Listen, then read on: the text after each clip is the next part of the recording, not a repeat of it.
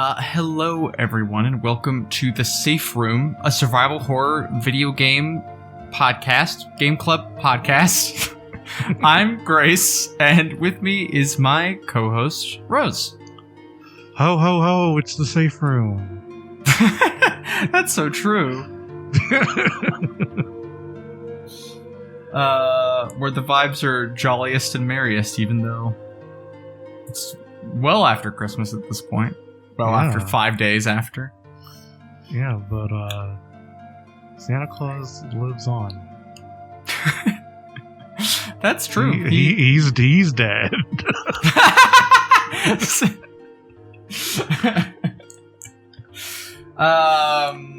Yeah, he's just lying here in the middle of the floor, and if you come back to the room 3 times, he'll come back as an even more ferocious zombie. Oh my god. Yeah, he's all red in the face. Did you fucking watch that movie, the John Wick Santa movie? Do you know what I'm talking about? No. What is it called? Something Night, I think. It doesn't fucking matter. I think it's probably bad for culture that what once would have been a college humor sketch is now a full production. I watched the Bob Odenkirk John Wick one. Yeah, nobody. And that one was terrible. Ooh. I mean, the movie itself is fine, but the themes are... Oh, yeah. Dog shit. Well, it's about, like, a forgotten white man, right? It's called... He beats up some immigrants at some point. It's baffling. Yeah. Well, I guess, that's like the opening of Logan, too. It's like those people trying to jack his car.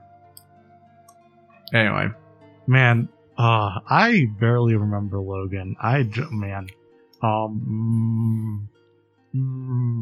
I gonna edit this episode so I can say something petty? I remember a video games journalist who is white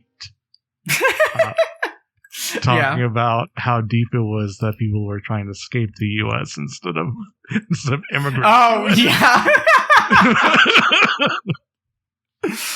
Wow, it really makes you think, And that is all I remember of Logan. Well, aren't they going to like Canada too? Like, it's not like they're not going to Mexico, right? Or I don't fucking know. It doesn't matter. Like, the point still stands. I just think it's fun. I think it's extra funny if it's like, oh, we're going from white people country to white people country. Yeah. This movie is called Violent Night. That's cool. I like having a violent night. Yeah. Well, that's what Resident Evil is all about, really. Yeah. It's like one... I don't think I've said this on this podcast. I went to a queer bar, and they were playing the DVD menu for the Silent Hill movie. Oh, yeah! At the bar. Yeah, you sent me for Halloween. You sent me video, I think. But that shit owned. Yeah! That shit was so good. If you ever want peak aesthetics, put a DVD in your TV and leave it on. Right. I went to some some poetry readings at a bar like a month ago. And they just had VHSs running in the background, which is cool. Yeah. I'm trying to remember. They played The Wedding Singer and Hackers. Damn. Yeah. I really wasn't prepared. I've never seen The Wedding Singer, so I was really unprepared for Adam Sandler's hair. Yeah, I haven't seen it either. Is that one of his serious ones? No, it's a rom-com with Drew Barrymore. Okay, I'm thinking of Punch Drunk Love then. Right. It's well liked. Okay. I feel like my audio is extra punchy today, and I don't know why. So I'm sorry if you have to deal with that, Rose. That's fine. Well, let's talk about Resident Evil. I don't know why Resident Evil remake. Yeah. This game's good. This game is really good. Take. Yeah. Yeah. I haven't finished it before. Oh yeah, we talked about this. I think on some other show or at some point. This game is way longer than I remember or thought it would be. Well, it is also longer than the original game by like a good chunk. And I did play as Chris. Yeah, which also does. Oh boy. Yeah. I had an entire saga with playing this game. Oh boy. So but I played as Jill, but not at first, and I guess that's the saga. Yeah, Saga was last month's game too. Right, shut up. I'm serious right now. Basically, you play as Jill Valentine or Chris Redfield, who are both members of STARS, which is just like a SWAT team, right? Like, it's just like Special Tactics and Reconnaissance Service or something like that, right? Like, it's not like a... STARS. Well, because there's... I fucking just got NASA. God damn it. I'm searching STARS. Special Tactics and Rescue Service. Special Tactics and Rescue Service. They're really bad at what they do if that's their name. Yeah, they don't rescue anybody. And the tactics are questionable.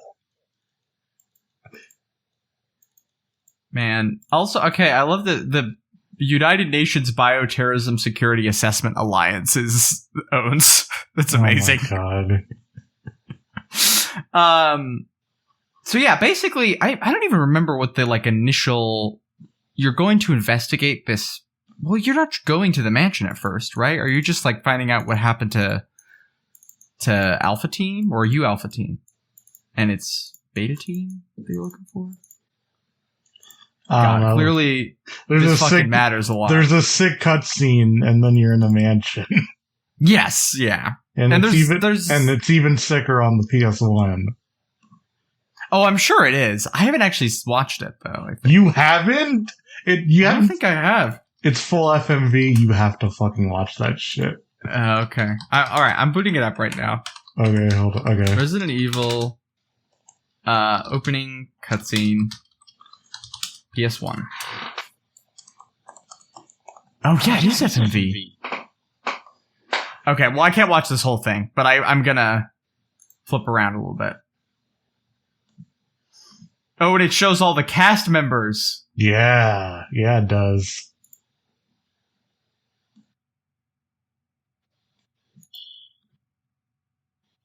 Was this just for the American, or did they? That's a good question. Because was it? I guess I don't know if it was like simultaneously released or not. I mean, unless they're the characters. Right. Let me see. Japanese intro. Mm-hmm. Oh, okay. So it's just straight up, there's weird murders going on that are definitely zombies. And they're going to investigate. Although, yeah, it's a little bit weird because that's the context, but they're like not in the city. Like all the murders have taken place inside Raccoon City. And they're just like in the woods. Like somewhere outside of the city. Bravo team is this, so it's Alpha and Bravo. And they like land at the helicopter site where Bravo crashed and get attacked by dogs and get chased into the mansion. And basically, it turns out this mansion is like a front for Umbrella Corporation, who are developing a biochemical weapon that turns people into zombies and also turns like dogs and sharks and snakes and various things into like more powerful, that sort of thing. Mm-hmm.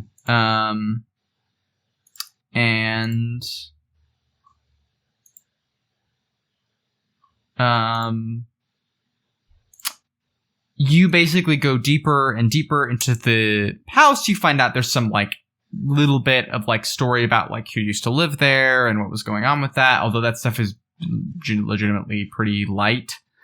And there's some question about like if your play is Jill, you're with Barry Burton and Albert Wesker. And there's some debate about like who actually is they know someone's a traitor, but you don't know who. And so you're going to the mansion and like deciding who to trust and yada, yada, yada.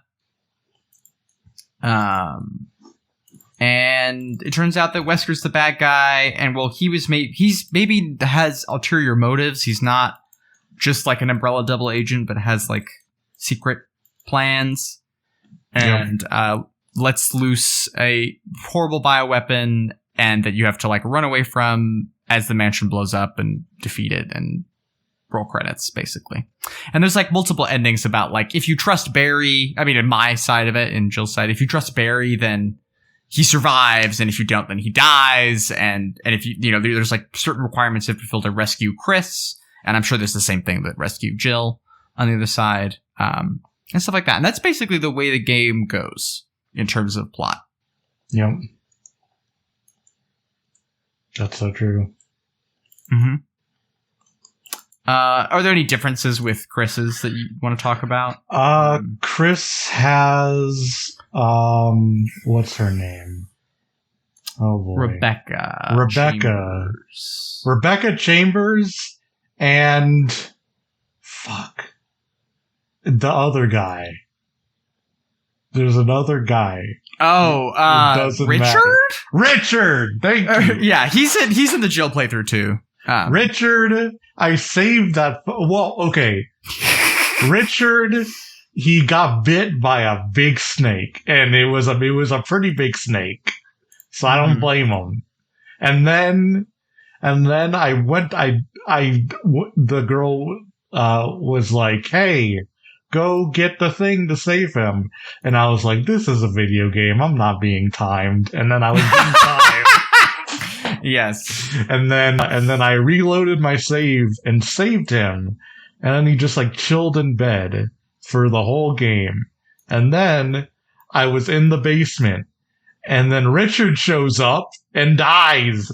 Gets bit by a shark and dies. And I was I was just like, where'd you come from?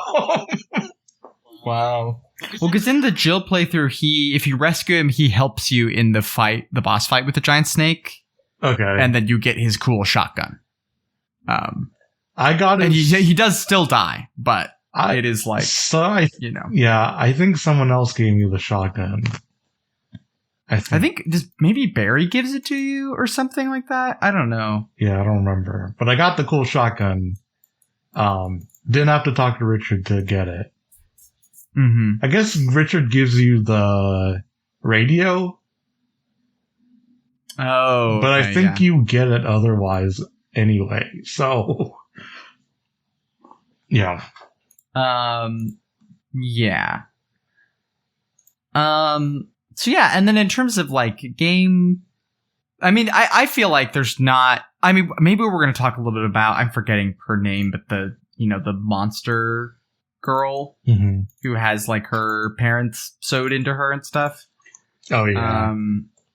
And like, but in terms of like plot, I think this is the thing that bugs me about the way people talk about the Resident Evil films, not the most recent one, but the older ones, is like, I don't know why do people care about these characters or want to see them?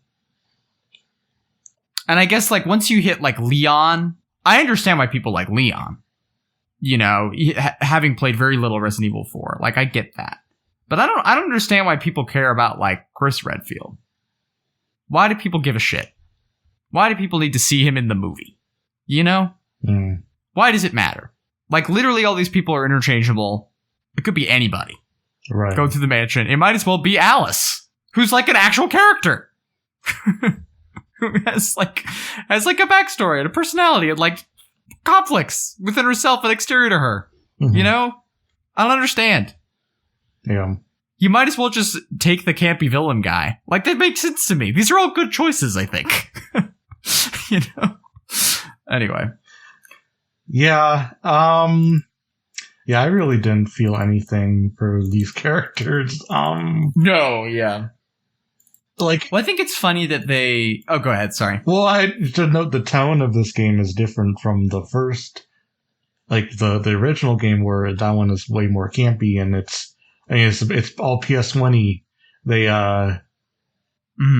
everybody sounds like they recorded in another universe, and this one is more a little bit more serious and grounded, with some winking nods. Some winking nods to references and stuff in the original game. Right. But I was gonna say, like, I think I wish Barry just said that you were almost a Jill sandwich. I think the game is better for him saying that. Yes. You know, like I think that the game is better when he says you're the master of unlocking things. Yes. Because everybody knows it. Everybody knows that's a line. Just have him say it. Yeah. I agree. I just think the thing is that the way this game goes is kind of a half measure in terms of like tone.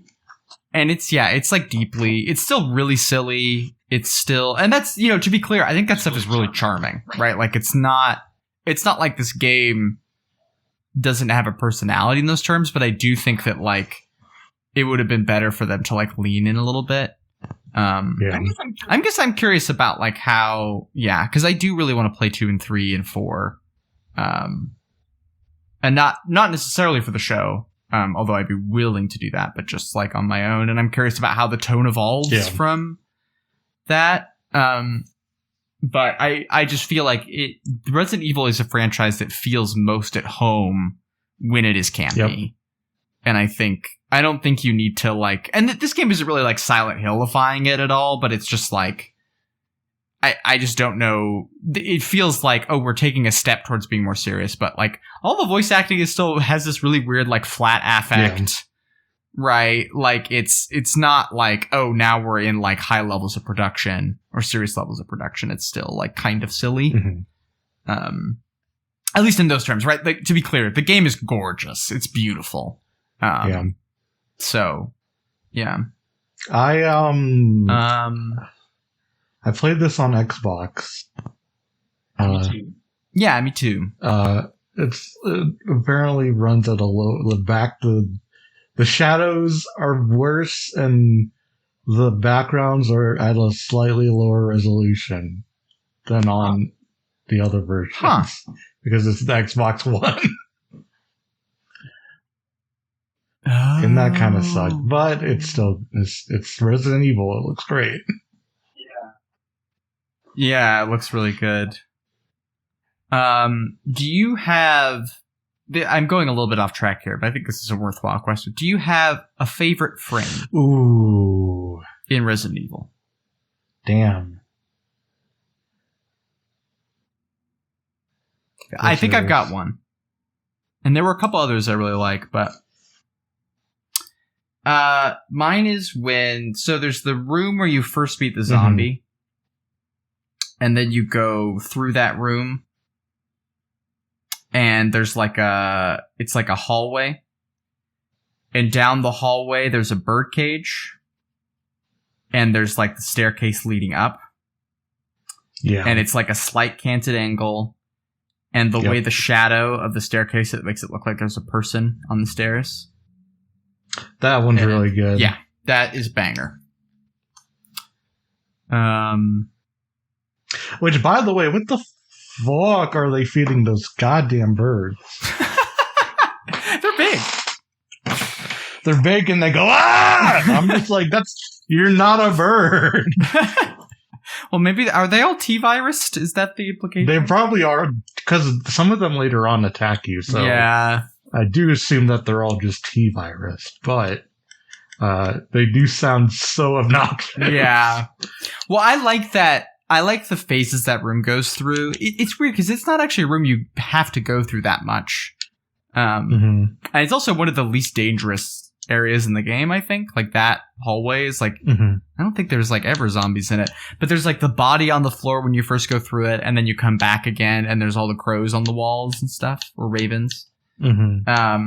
Yeah. And it's really cool. Like, I just like those, like, it doesn't actually indulge in this that often, but it's cool when it does. The, like, house, other people are moving around in the house, and you get to see, like, stuff happen, you know, in that way. I think it's very cool. I really like so I had to turn on my Xbox because my memory is garbage. I like the one outside the cabin where you get attacked by the monster for the first time. I really like the shot that oh yeah, because there's like an establishing shot before you go in. And it's really strong.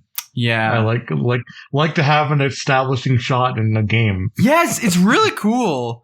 Because I think actually that whole sequence of shots, like when you're first leaving the mansion and you go to like the graveyard, and then going through the like little woodland up to the cabin, like all that stuff is really cool. I think. Like, yeah, I mean, I think this is just like what this game really shows off to me is that fixed camera angles are not just an aesthetic. I mean, well, it's kind of hard to parse these terms up, right? But like, it's not purely about like, oh, you can make a shot that looks cool because you don't have to worry about the player messing around with the camera, and you can sort of build dimensions around it. But that it's also like a device to shape level design, right? Right. Yep. And I think this game is like, I mean, you know, it's just really successful at doing that. I love like turning a corner, fighting a zombie, and then not being able to see it and shooting it off screen. Like, that stuff is so cool. And it gives it like this gangliness, this sort of awkwardness. The way your body is like inefficient and sort of, that stuff is just really rich. I think it's very cool. I also love seeing a zombie in a mirror. Yes! Yeah. And knowing that it's there and being able to get the jump on. Oh, yeah. There's that shot where there's like almost like a ballet studio. So there's like a big wall that's just a mirror. It's like when you first enter the room, and so you see the zombie, but it's like you're seeing the reflection. And anyway, that stuff is like playing with sightlines like that. It's so cool. And like, games don't do it anymore. You know?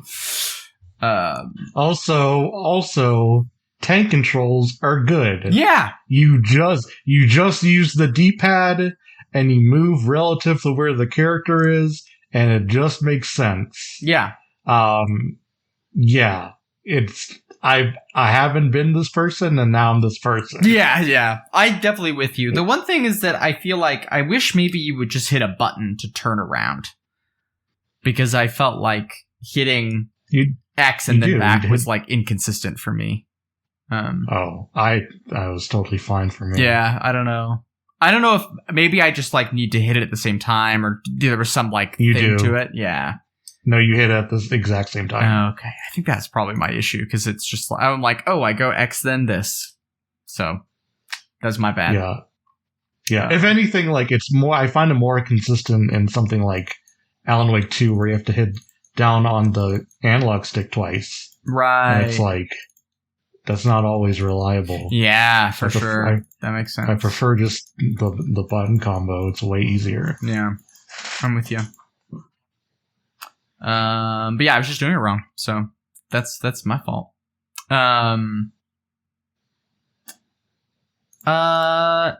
Yeah, what else? I'm trying to think. I felt like my memory is also bad.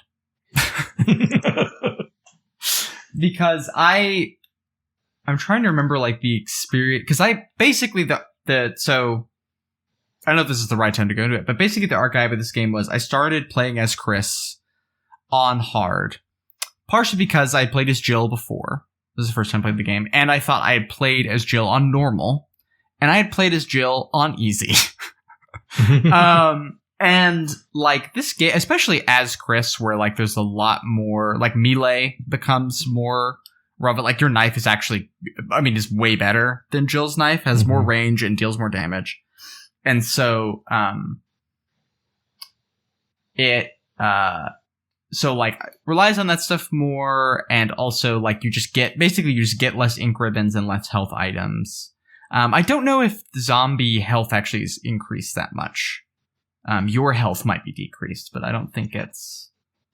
Zombie health is definitely increased on, like, normal. Yeah, from normal to easy for sure, but I don't know if it is from normal to hard. Okay, yeah. But, I mean, that I could be...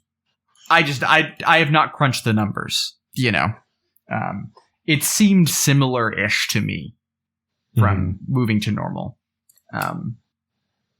How long did it take you to finish this game? Oh, I don't know. Like 10 hours, maybe? Just about. Just the Jill side, to be clear. Because Chris, I basically like abandoned that eventually because, it's easier to get stuck. It's easier to get into a point where it's like, okay, I have to like either like navigate a long chain of events and don't have it like until I get to the next ink ribbon or whatever. I also think the walkthrough documentation on Chris's playthrough is less good, generally speaking, because people tend to play as Jill. I think having the 2 inventory slots, like, bruh, yeah, it's so bad. So I played as Chris on normal, and this game took me 15 hours to beat. And I don't think the ways in which the difficulty between Chris and Jill, I don't think what they implement to make that harder is interesting. Yeah. I think because one, Jill is the master of picking locks. Right. And so any doors that are like, this is a weird door, she can just lockpick. Chris, you have to collect old keys. Yeah. Around the mansion and then open the doors. And some of these doors are required. And so you have, and you have 2 less inventory slots. So if you find a fucking door that you need to open, you have to go back to the safe room, empty your inventory, get an old key, and then unlock the door, and then probably go back to the safe room again, and then get all your shit again so you can complete whatever's in the room. It sucks. Yeah. Mm-hmm. Yeah, well, I think that's supposed to, like... I think that was also part of it playing on hard is, like, the increased pressure, like, both in terms of, like, inventory space and thing just led to, like, more situations where I would feel like either I put myself in a bad spot to try and save time, or this takes like 30 minutes longer, but because my likelihood of dying is high anyway, so if I risk something, I might just die, and then it's like, oh, well, I've lost time. And I think that was the thing that really, like, shoved me. I kind of had, like, an existential crisis about playing video games, which is, like, a very almost 30-year-old thing to say. But just the, like, but just the sense of, like, I am not moving forward. And I think part of it is just that I was playing on a deadline, right? And so, like, making consistent progress is, like, important in terms of, like, I have to finish the game by today, like, by the time we record, right? And so that pressure being on me, even though I was, like, a few days ahead, still, like, shaped how I was playing the game in a way that was, like, rough. And it was just basically me being like, okay, I should just start over, like, have a clean slate, and that I can, like, have this experience to have to talk about on the show. But the thing is, like, the Jill playthrough went, like, generally pretty smoothly. There were a couple points where, like, I think the most interesting stuff in the game is still in the first mansion. Like, the game does kind of become, like, a little bit more actiony, especially once, like, the hunters show up, which are, like, the supercharged zombies. I didn't know that you could kill those. Oh, shit. Because I assumed that this game was better than it was. And I was like, oh, it's interesting. I have to completely avoid these guys. Yeah. No. You could just kill those guys, and it's super easy. Yeah. So it's like, and like the thing is, the way those guys like can kill you really fast and stuff. Like I think going back to the mansion and finding them and stuff like that's not bad, you know. But also like that thing with the crimson zombies where basically you have to, if you don't burn a zombie's body with kerosene, it will come back and it will be harder to kill and faster and deal more damage. Right. Yeah. And then, once you kill it, then it's over. Right. And so that like, cause you just straight up, you don't have enough gas.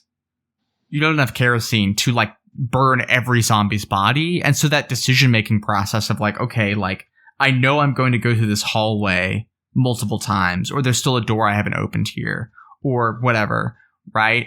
And so I should like burn this body here, and then I can like do that stuff, right? That sense of like getting to know the whole space and relating to the whole space and having like strategies for moving through the space that then you can iterate on in like additional playthroughs, like, and I think this is the thing. Part of it is Chris is really meant for a second playthrough, like really explicitly, I think. And I think that stuff is just so rich and so cool, and it does kind of drop out by the end of the game, right? It does become, and I still like, there's some stuff I like in the laboratory. Like I actually like carrying the fuel canister and not being able to run, right? And then having that, that section is cool. Like it's Sorry, that section, there's that, I was dumb is what happened. Oh, yeah. And so sure. I tried to shoot someone because they were blocking my way, and it just gave me a game over screen. This is just like, all right, fair enough. Yeah, well. But yeah, I think it's cool.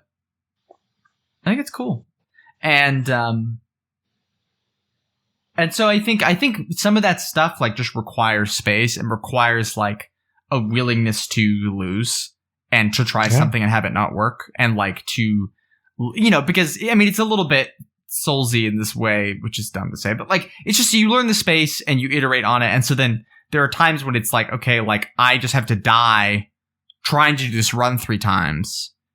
But the 4th time, I'm going to know like every room and where the zombies are in every room. And so I'll be able to get through it, even though I don't have any ammo or whatever. Right.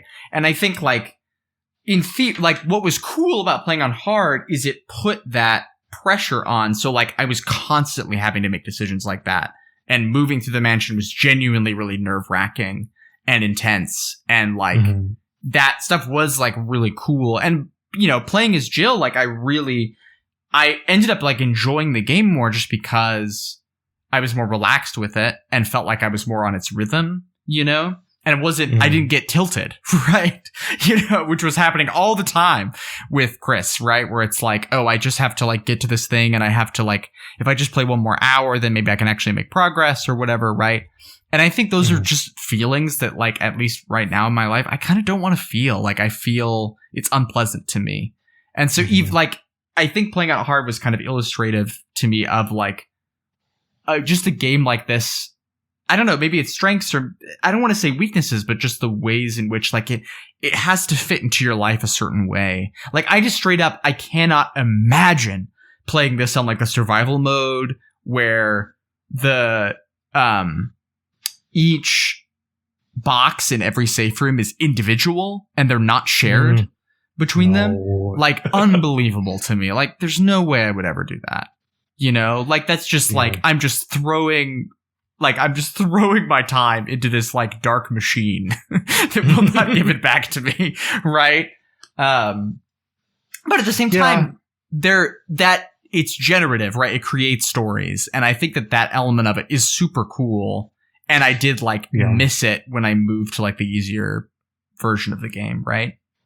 And there's also the person who like their one game is going to be Resident Evil 1 remake. Oh yeah.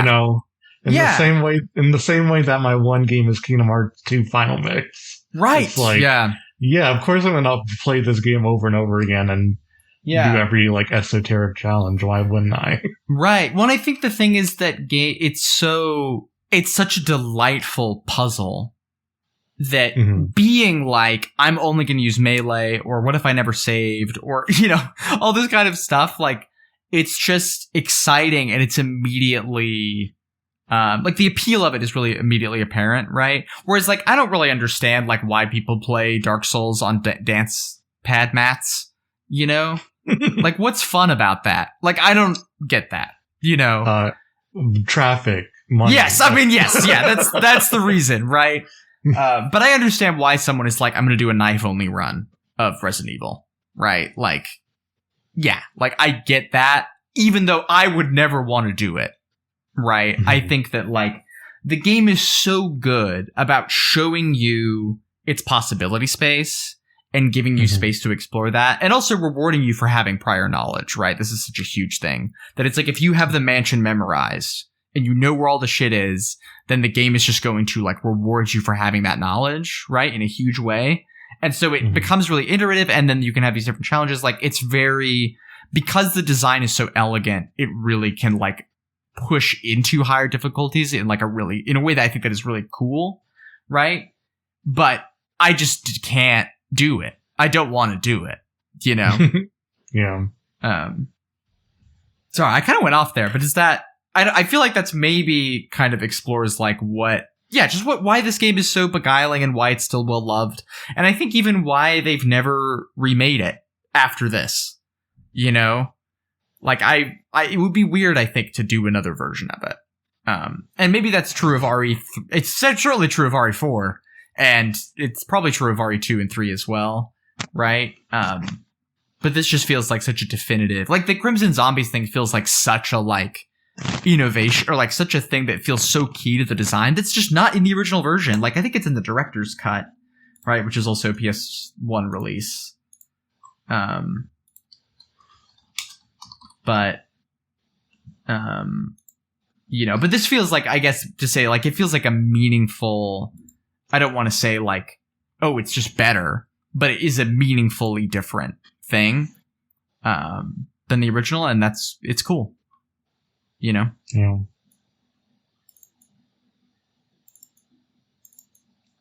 Yeah.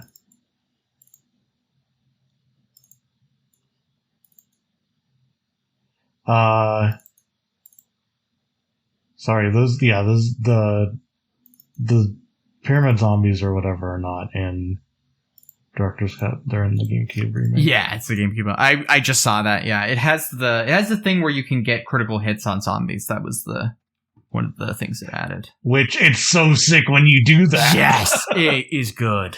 Yeah. There's a clip of me running down a hallway, and then I just like aim at a zombie and shoot its head off point blank, and it's so sick. Yeah, that stuff feels so good. Like, we both had clips of us like dispatching hordes of zombie dogs, right? I think. Yeah. I did not do that. I was off. Dogs are always awful. Yeah. Well, I just had there's that room that has the little like, it's not a gazebo, but like a little enclosure, like a stone enclosure in the middle in the courtyard. Mm-hmm. And so there's just a clip of me like, I just stand in the corner and like swivel as the dogs are coming at me. And that's like it just is so good. Like that sensation of like knowing the thing, knowing how to dispatch with it, and then being able to do it, right? And I think this is the thing, is like that comes at a high level of play where it's like, oh, I know where every item is in the mansion and all that stuff, right? And I know how to like do all these things. But it also comes at like a lower level of play where it's just like, oh, now I know how to deal with this enemy, or now I know this area of the house, and so I can move through it in this way. Like, it's just, that's, I think sort of what I mean is that it just scales so well, right? That like at any skill level, this is going to be a pretty interesting game to be playing, or a game that generates like interesting moments, right? Yeah.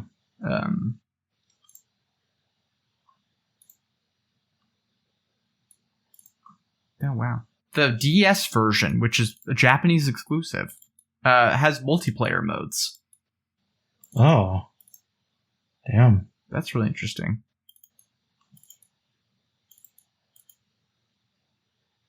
Yeah, I think for me, I got in a pretty good groove of like getting to a save point and then being like, all right, these almost always have like an ink ribbon that are like 3 saves.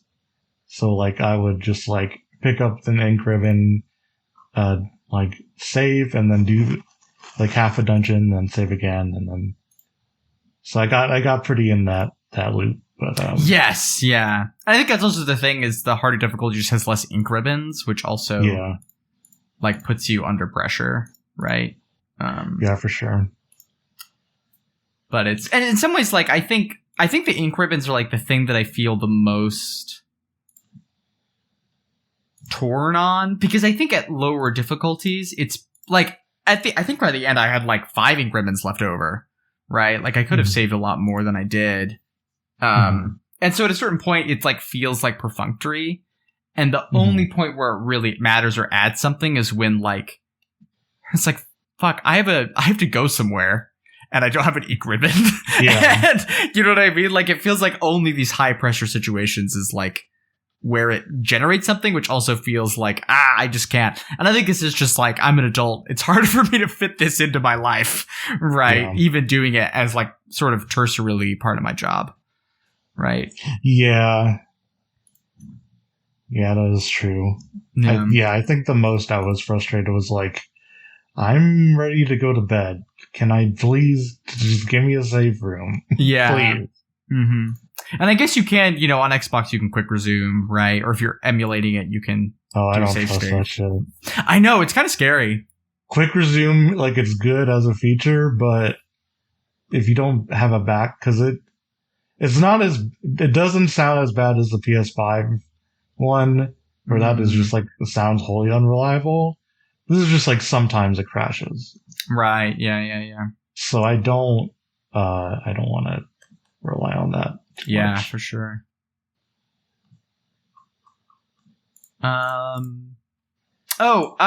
This is not relevant to what we're just talking about. This game has really weird, like, ambivalence, not the word, like atmospheric sexism. In that, like Jill being like less equipped to melee monsters and like having a smaller knife for some reason. Like they don't hit out like all the STARS members the same. She has a smaller knife. And then also like when you play as Chris, you have to get Rebecca to play the piano in that one puzzle. But Jill just knows how to play the piano because all women learn how to play the piano as kids. Yeah. Oh, and do you know about the chemical thing? No. So, like, there's that boss fight with the big plant. Oh, yes, yeah. And if you're Jill, you can do you can make a, poison or whatever and kill the plant. Yeah. If you go in that room as Chris, he's just like, I don't know about no math. What is this? I'm stupid. I can't do this. What the hell? It's bizarre. I just killed the plant with a shotgun. I mean, yeah, that's actually what I did too, but it's very silly. And then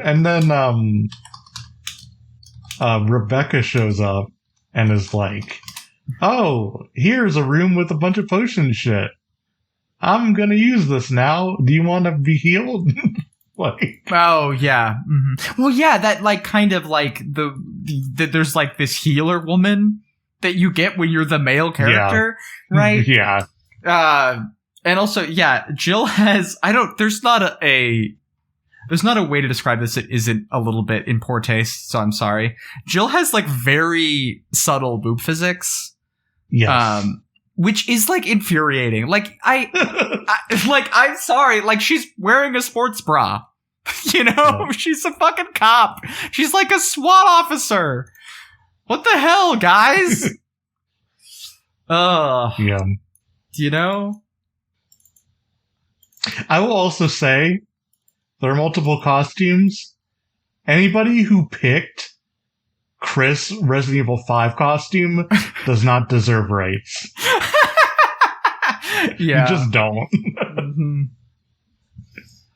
Also, the outfit you unlock for Chris if you beat his campaign is very dumb. What is it? I don't think I know what it is. It's modeled after the FMV intro for the original game. Right. Okay. That's fine. So let me pull that up. I will say I did enjoy the cave section. Yeah. Because of that monster. The monster, what, like, there's like ambient noise in that cave. And like the whole story is like she like lost her family, like her mom and her dad in this predicament. Yeah. And so like for like the water dripping down, it has a child like yelling "mommy" like mixed in with that, and I just think that shit's cool as hell. Yeah. No, I like the stuff, and I guess it's kind of a run at like, it's interesting that, because I don't know if she's in the original game. I'm not sure. I don't actually know. I was like wondering if, oh my god. That's Chris' outfit. Wow, okay. It's Chris's casual costume. Yeah. So Jill gets one where that makes her look like Sarah Connor with like sunglasses and stuff. Rebecca gets a cowgirl outfit. What? Yeah. Oh. Yeah. What are you gonna do? I mean, this is the thing is, honestly, this is pretty mild as far as video game sexism goes. Well, but, I mean, listen, we play Dino Crisis. We've seen. Oh yeah. We've seen the Eye of Horror. Okay.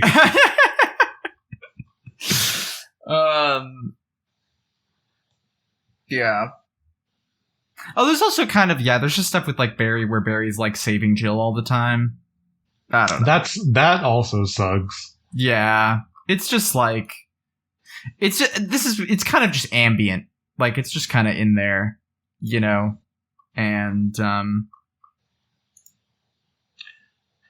yeah, and which I guess if you're able to get the fake shotgun, you can just avoid that, like Jill sandwich scene or whatever. Mm-hmm. So, which I actually did, yeah. I ended up doing that. I guess technically you could kill the zombie in the opening room. Right, yeah. I think that maybe. I mean, I think that is one of the things is that I think that's meant to like tutorialize stuff. You know, it's like showing you how to kill a zombie almost or something, but like it's a weird, like the fact that it's like the female character is the character you play as when you're a beginner, and then you play like the male character when you're better at the game is like, yeesh, you know? Yeah.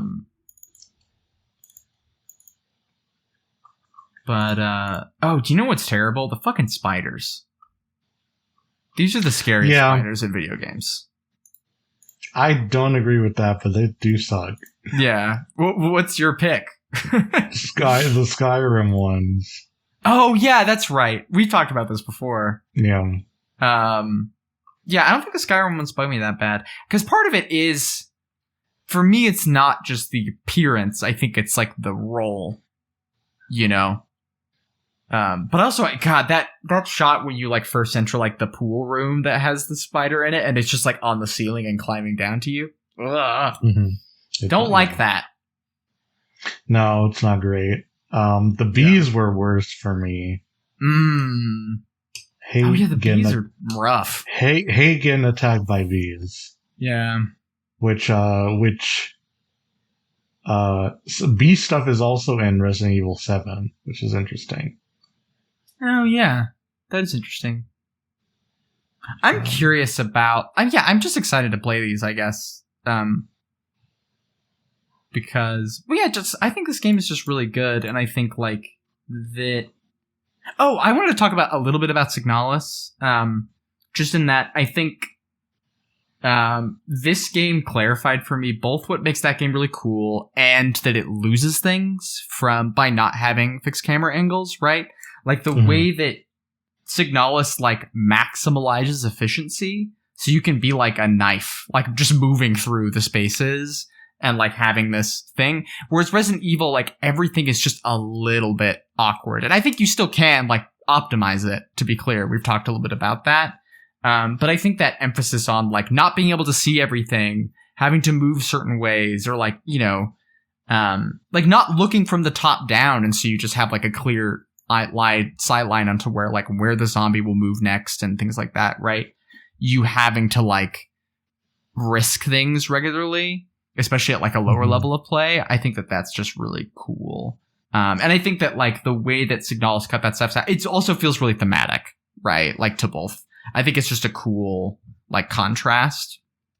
And it's a way that like playing these games and putting them in conversation like results in like, why does this game do this and this game do that? And often it's like rich, you know, the differences between them are like interesting choices. Yeah.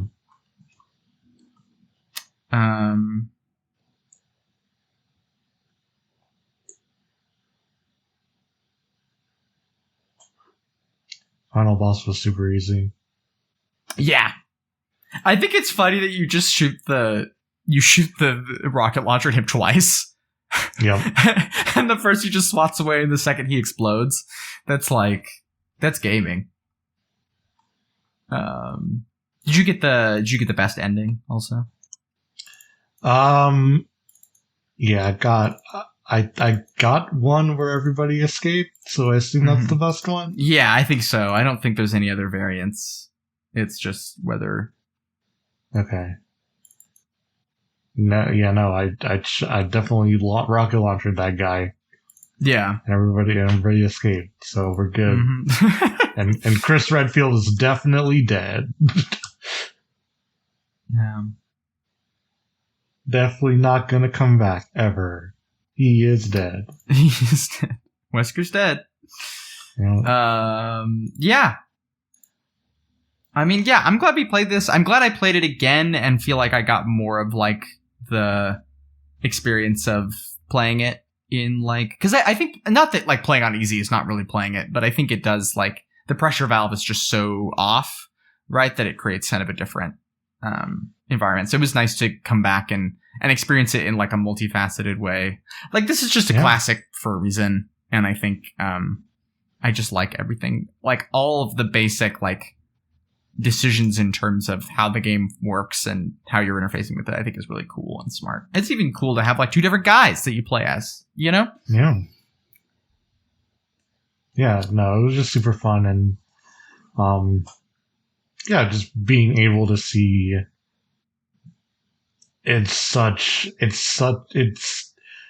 the closest we're gonna get to like an Ocarina of Time for what we're doing, I guess. Yeah, because so much comes from this game and its remake. So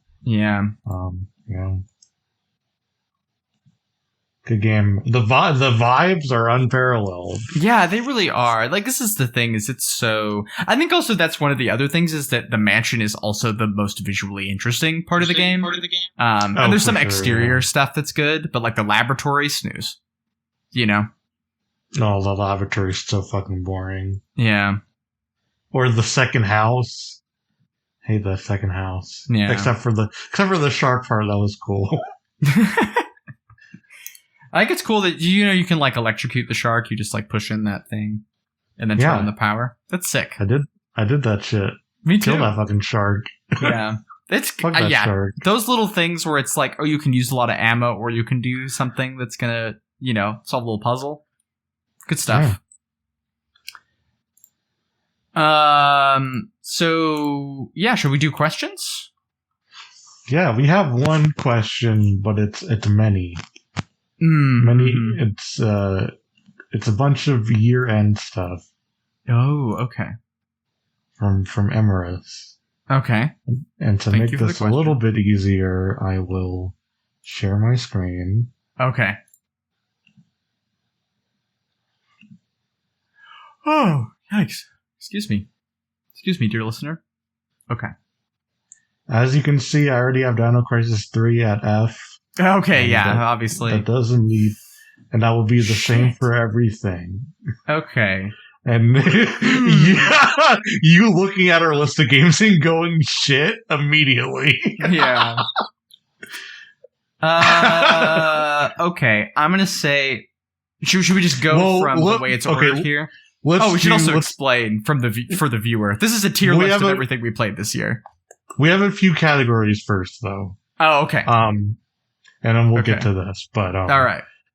Which game had the best protagonist? Which game had the best protagonist? I feel like it's got to be Alan Wake 2. Or maybe Lane.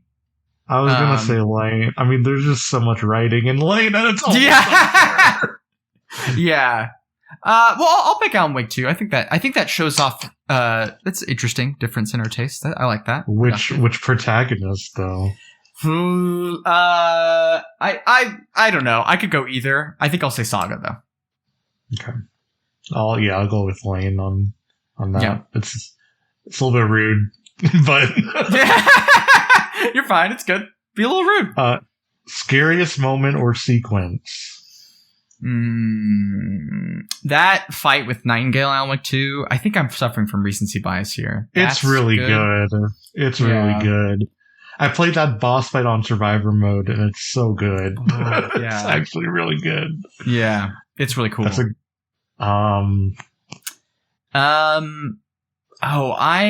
I feel like Fatal Frame 2 has to have something here. Like there are definitely I like getting chased in Fatal Frame 2. Oh yeah, that's the first time you encounter the like killer ghost in the like ritual room with all the bodies that keep flashing in and out. That is pretty scary. Yeah, that stuff's cool. Yeah, wow, that's a cool game. Good one. Yeah. Fatal Frame 2 has, I mean, any time it cuts to an FMV sequence is scary. Some of the best cutscenes in the biz, yeah. Like, just... Really, yeah. It really is. Fatal Frame cutscenes, I just love how they play with making everything kind of like glitchy, even though it's like analog cameras. It's a really cool aesthetic. It's so good. Mm-hmm. Yeah. I think. Oh, go ahead. Sorry. I was just gonna say in Lane, the kind of melding of the Lane and the therapist kind of melding personalities is always for me. Yeah. It's really good. Oh, that's real good. Yeah. And then like the therapist like is Lane starts like talking as the therapist, and she's describing the therapist's mental health. It's good. Love that shit. Love that. It's real good. Agreed. All right, is that all the comparative questions? Or we got least scary game, which is probably Dino Crisis 3 by default. Yeah, I think you could make a case for Alan Wake being the least scary, just in terms of.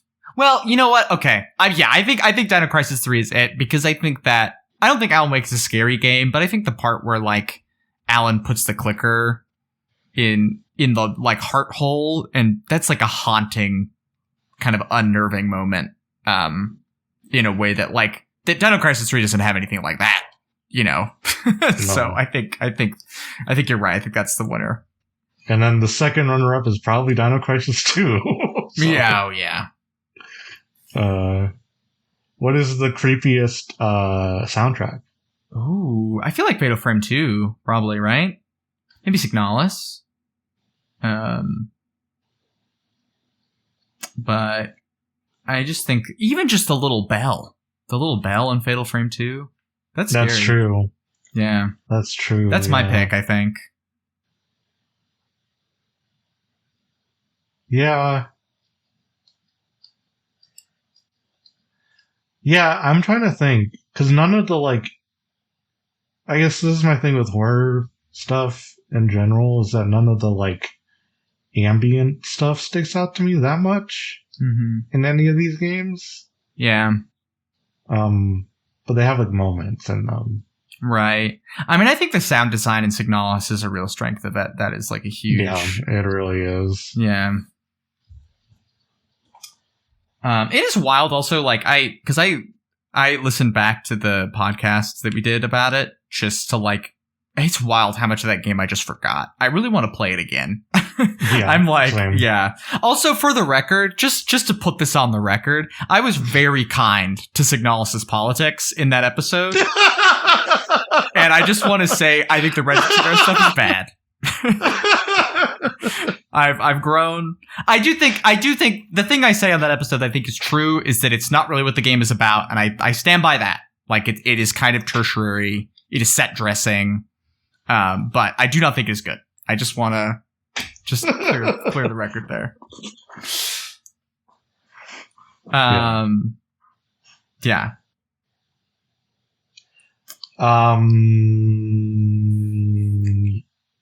Yeah. I think, Fatal Frame. I think I'm with you on Fatal Frame. Yeah. Fatal Frame 2 is good. Yeah. Best safe room. I mean, we played Resident Evil, so. Yeah, Well, no, yeah, I was gonna say, what about, like, the Mind Place but those are not safe rooms, like, very explicitly. Yeah. They are, like, pause menus. Yeah. And then the actual safe rooms, I mean, they're fine.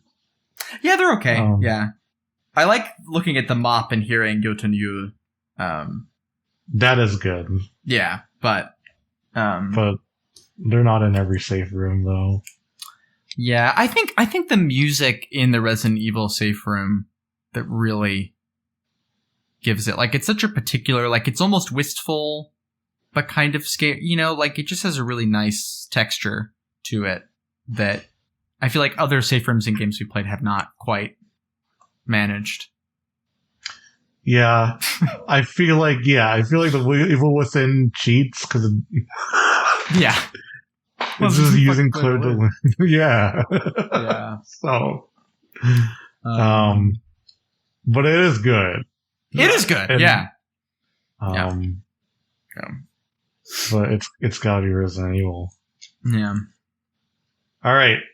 You ready to make a tier list? Yeah, so we're gonna have some disagreements here, I think, and that's gonna be interesting.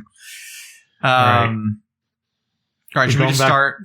Dino Crisis. I have this ordered in which we played them, except for Dino Crisis 3, which I preemptively put as F. Yes, so. I think that's right. So I'm gonna say Dino Crisis is a B. For sure. Yeah. Okay. I'm gonna say Signalis is an A. Okay. All right. Okay. How are you feeling about it? Are you putting it lower or higher? I feel like it's a B. Ooh. Okay. But it is better. It is better than Dino Crisis. Yeah. Well, you could put it ahead on the tier list, right? I'm okay. I'm not fighting you on this, I think, is my feeling. Like, I think it is more of an A to me, but I feel fine for the official tier list it being a B. I would have to play it again. Yeah. I feel similarly. I do want to play it again. I just think that it just feels underwritten for what it was trying to do narrative-wise. Yeah. Yeah. Which isn't, like, bad, but it just doesn't... It didn't stick with me like some of the other games on this list did. Yeah. And no, I'm with you. And the like, and the anti-communist aesthetic bring it down a little bit for me. Yeah. That's totally fair. I think that is true. That it's just interesting that, like, I feel like I really like, that was also an episode that people told me they really liked, right? And that's part of why I listened back to it, is I was like, I really want to, like, I just want to kind of diagnose, like, where we were at the beginning of the year. And like, and it was like, it also was like validating. It was good. I was like, oh, we do a show that is interesting to listen to. I'm having a good time. And, but yeah, it is interesting that game kind of went in one year and out the other a little bit. Although I think part of that. Some might say it's thematically appropriate that it did. Sure. I think part of that is a function of the format, right? That it's like when you do a test, in school, and then, like, the next day you can't remember. That it's like, because it's so concentrated and so focused on, like, I'm doing a show, I feel like that influences what sticks in my brain a little bit. But also at the same time, I don't have trouble remembering what happened in Silent Hill 3, you know, or 2. That's true. Right? Like, so, you know, but. That's true. Yeah. Anyway, but yeah, I'm cool with B for Signalis. Milk inside and milk outside a bag of milk. C. What? Are you fucking crazy? This is firmly an A. Are you shitting me? What? That's how I feel. No. How I feel. Yeah. Damn. Are you... Man, below Signalis? Yeah, I think I like Signalis better than That's either of those. Crazy. Yeah. Well, I guess we can put it in B then. That shit's crazy. You could, yeah. Wow. You could put ahead of Signalis. Go ahead and do that as the, you know, as your like protest vote. Dino Crisis 2 D. Yeah. Fatal Frame.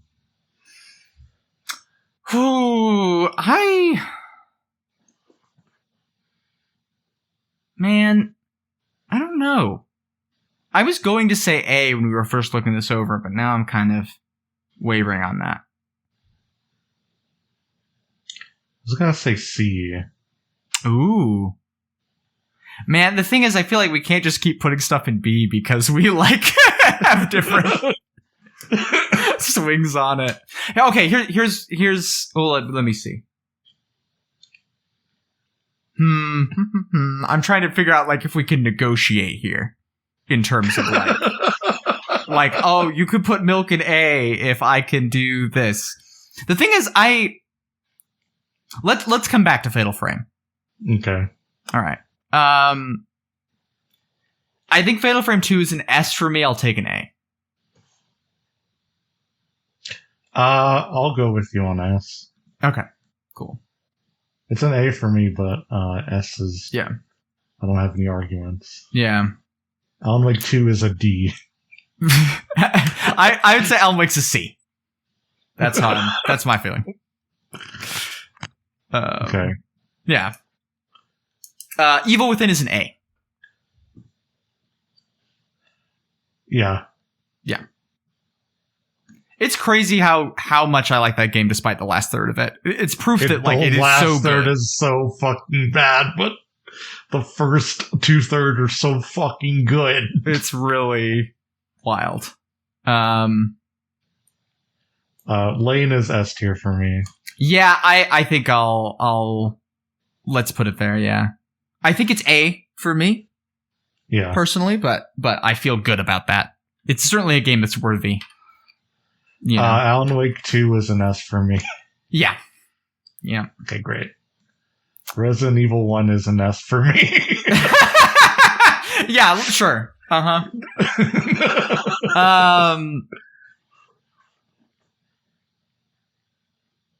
Okay. Can we put Fatal Frame in B? And then we can put Milk in A. I think okay, here's what I'm thinking. Okay. Fatal Frame B, Milk in A, Dino Crisis C. I don't know. I like Dino Crisis a lot. I think I'm willing to go to bat for it for B. Okay. It's not as good as Resident Evil, like visual, but it's just it's good in all the mechanical ways that Resident Evil is good. You know? Yeah. I am though. Like, I think it's so well executed on that front. Sure. Okay. Well, I feel like yeah. This looks like a list. Awesome. Wow, we really did it. I think, Man. yeah, I think you were expecting me to rank Alan Wake higher. But I was like, I think also in this company, you know what I'm saying? I don't know. Like, I'd rather play Fatal Frame again than Alan Wake. Oh, that's not even a question. Yeah. No, that, and then I would definitely play Alan Wake over Dino Crisis 2. Yes, yeah, there you go. There's the like I played Alan Wake twice now. That's enough times to have played Alan Wake, you know? I feel good about that amount of times to have played it. Milk and Sea, god damn. Jeez. What is it? What is it about it? I feel like we kind of talked about it in the episode, but yeah, I think spots of it really work for me. I like some of the formal stuff. It just doesn't, I don't know. It feels cheap, and I'm sure I could come up with more, but it doesn't really emotionally resonate with me, right? Like it doesn't hit. It doesn't hit in the way like Lane does, for example, right? But there's stuff in it I like, yeah. Like I don't feel bad about it. I'm not mad about it, you know? I mean, the first one is definitely better. Yeah. Mm-hmm. I think we can agree on that. Yes, for sure. God damn. You said, look at my Discord icon right now. I know. Are you you said C. Man, that should knock me out. God, okay. Yeah. Yeah. Well, Rose, if I can be sincere for a moment, I really love doing the show with you. And this has been a real bright spot in a hard year for me. So I appreciate you so much. And I appreciate doing the show with you. Even and especially when we disagree. It's good. I don't think I would have replayed Alan Wake and then liked Alan Wake 2 as much as I did without the show. Yeah. Appreciate that. Yeah. We played some fucking bangers this year. Mm-hmm. And we also played Dino Crisis 3. Yeah. Well, you gotta have, it feels like it's well-rounded, you know? Yeah. And also, I'm so excited for the next year. Like we plan out every month. There might be some substitutions, there might be some changes, but everything's set to roll, and I'm so pumped. This is gonna be a good show. I think doing more than we played Lane, and we played Milk inside of Bag Milk and outside. Yeah, and those were fun directions to take it, and we'll be doing more stuff in that vein. Yeah. That aren't like, is it horror? Is it not horror? Like maybe sometimes you can make an argument, but it creepy vibes at the very least. Mm-hmm. I'm pumped. So speaking of which, what are we doing next month? We are doing The Evil Within 2. Yeah, let's go. It also uses Claire the Loon. I didn't know that, but yeah, okay, that's exciting. Yeah, I'm really excited. I'm curious about what open worldish one of these looks like. That seems, I could go either way on it. I guess we'll find out. I remember thinking it was neat, but I didn't do any of it, so I'll probably have to do some of it for this. Yeah. So we're hosted on the Admiral Mapping Network. Our Twitter is at Podcast Safe Room. We have a Discord, which you can find at spookygame.club. You can sub to our Patreon at patreon.com/thesaferoom and get access to bonus podcasts. We are launching, Rose has a bonus podcast called Handheld Talk. Do you want to intro that a little bit? And then I can talk about the show that I'm going to do next year. Handheld Talk. It's where the handhelds talk. Me and Almer, me and my friend Almer, who you can find on Twitter at Cigarettes. We just talk about handhelds because they buy all of them, and I continue to be baffled by that. But I also understand that it's cool to play games portably. And so, so we stray away from it sometimes just to talk about games. But it's a fun bonus pod for all the gamers out there. So yeah, check it out. Yeah. So in the new year, I'm going to be doing a show with my friend Sophie Blair called Closet Crit. We're going to read books. We're mostly going to read like straight up theory and philosophy. We have not decided on the first book yet, which is silly because it is January in 2 days. But I'm excited. We'll probably do something shortish and just to get us kicked off. And Soph is one of my very best friends, and this is something we've kind of been kicking around for a long time, and so I'm really excited to do it, and I think it'll be a nice show. And we'll be alternating monthly for these, so it'll be every other month for both. Yeah, I think it'll be cool. And we're not doing shit talking anymore because these are going to be the two shows, the two genders of podcasting. The two genders, yeah. Theory and video games. Handheld gaming and yelling about Karl Marx. That's right. Yeah. Well, I don't know if Soph will yell about Karl Marx. I will. You can promise that I will yell about Karl Marx.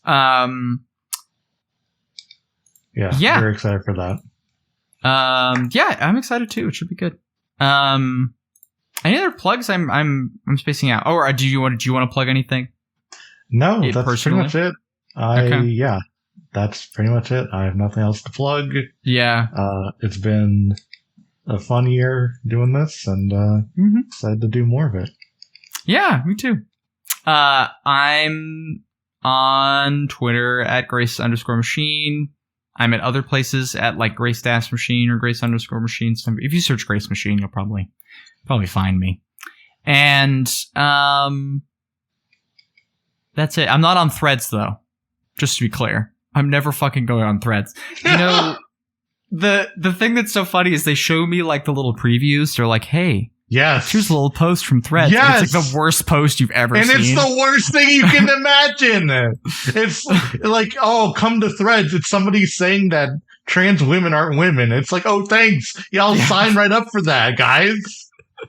Yeah, well, it's so bad because like right now I've mostly been using my Instagram to like find out about like local Palestine related events and things like that. And so it's like all the Threads recommendations are Zionists basically. Yeah. Cause it's like, oh yeah, you're interested in this content about this thing. And I'm like, not really, like not in this terms. It's so bad. Yeah, terrible. So we will never go on that website. I'm only on Instagram. All my friends are on there. Everybody uses it. You can't escape it. Yeah. So I'm not going on to a new thing. That seems so bad. Anyway, I'm sorry. I should leave. I gotta go. I gotta go play Baldur's Gate 3. Yeah, I have one cinematic parallel for folks to think about. Mm-hmm. In this game, James Redfield runs away from the boulder. And in Resident Evil 5, James Redfield punches the boulder. Just something to think about. That's true. Chris does. He does. Yep. That fucking took me out. I'm done. That was your vengeance for me giving Mocassine. It's poetry. It rhymes. All right, we're done.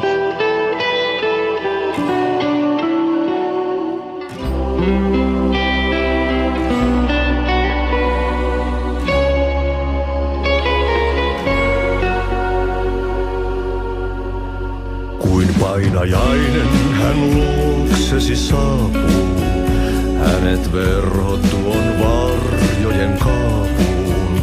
Monta tarinaa hänestä kerrotaan, häntä pakoon et pääse sä milloinkaan. Hän peilistä sua tuijottaa, murhan polte se kruunui mua. Tuon katseen tunnet et voi unohtaa, vaik kasvot piiloutuu veriverhon taa. On yötön yö, se järjen syö. On yötön yö, se miehen syö. Puukkohippaan tanssi pian vaihtuu, hirveen vääntyy jo verinen suu.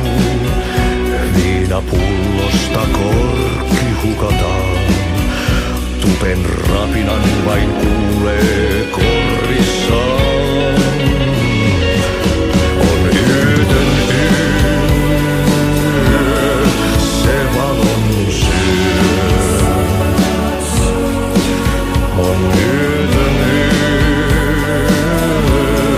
se toivon syö. On yötön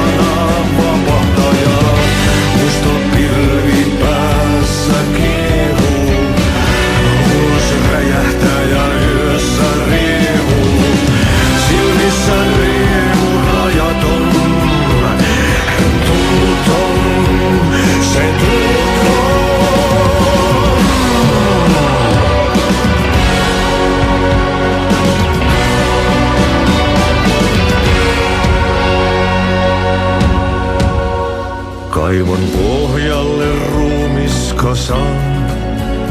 Tästä yöstä ei selviä kukaan. Synkäs huoneessaan kirjoittaen. Onki houreistaan sinut säkeeseen. Hän peilistä sua tuijottaa. Murhan polte se kruunua. Katseen tunnet, et voi unohtaa, vaik kasvot piiloutuu veriverhon taa. On yötön yö, se sielun syö. On yötön yö, se sinut